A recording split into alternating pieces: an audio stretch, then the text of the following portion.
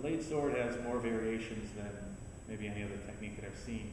And what I want to show you today is not how to do the first 3 movements correctly, but just a little way to add something to it, again, to make it more of a takedown technique should the person not fall down. Because if you do the technique right, however you start the first blocks, I've seen it before, punches, grabs, everything else that you do. And so when the right hand comes at you and you do this block, the idea is to cancel the person's height zone, kick them in the groin, make them bend over really quick. And if you do that right and the person falls on the floor, you're done. So when you get this, you usually do this with a chop to the neck. And that also, if you're practicing this and getting that in the ideal phase, that angle should be a takedown. So when you did this, 1, 2, 3, that line, if you continue to push on this, so if you had a partner that you were working with, and they were just here, and you went like this, and you had your elbow anchored down, and you continue to push, that should put the person pretty much toward the floor. So the pain of the impact plus the angle should put the person down. But if you didn't, this is a very good place to teach even beginning students, which is what we do at the school, how to do a nice head turn takedown. So they've got some fuel and ammunition to kind of get people down, because it works pretty much everywhere. So the head turning, they call it different things in different martial arts, but most of them have it.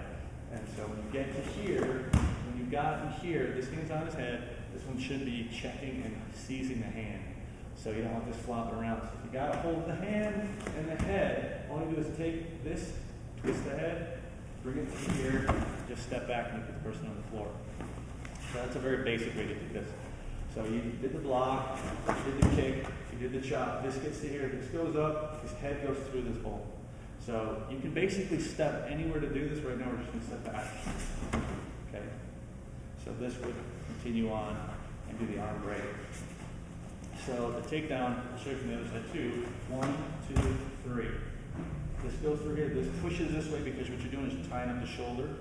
So you limit that range of mobility. This locks us up. The head goes through here as you step back. If you change your hands, you can knee him in the head. You can elbow him in, or knee him in the elbow as well, do the break. So takedown, 1, 2, 3, step back. And now you're behind. As soon as landing on my knee, it's perfect. And then this would just go to the elbow, so that you get a break quickly there.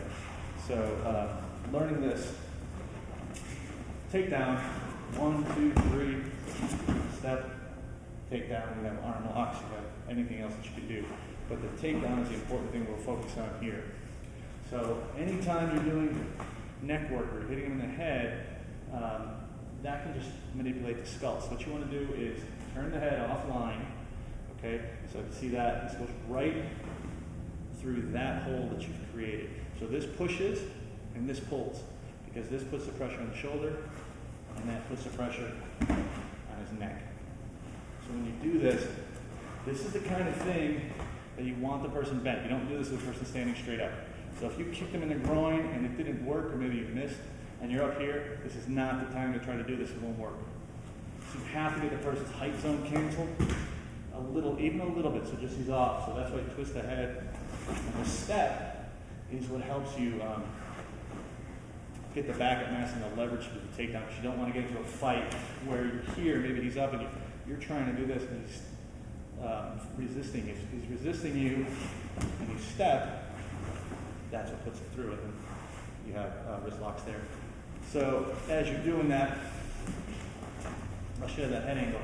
So when you do this, this is what I'm talking about. You take the head off the line from the rest of the spine, so you're actually turning the skull a little bit, which takes away his ability to resist. So if his head is aligned with the rest of the spine, he's got lots of strength. As soon as the head is disconnected by twisting it, he can't rely on the rest of the muscles of his spine. So this is going here. If you start to do this, it doesn't work, that's where this hand gives you, you've got both sides of that real big lever work. So 1, 2, 3. Okay, if you like, you can wrist lock them just like in Defying the Storm. So this goes through here, puts the person on the floor. So even for most people, it's the first technique in the Parker system, doing delayed sword, you can have takedowns happening. So it's not just the person punching or grabbing, whatever they do, and he's standing, 1, 2, 3, and the attacker's still standing. We like to put the attacker on the floor at least.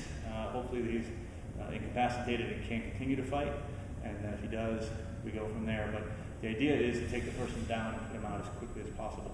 So on any of these strikes, if that doesn't work, now that takedown's an easy one. And like I said, beginning students can insert that in almost any technique. So just that basic head turning is something that you can kind of index with the delayed sword, start doing it right there, and then kind of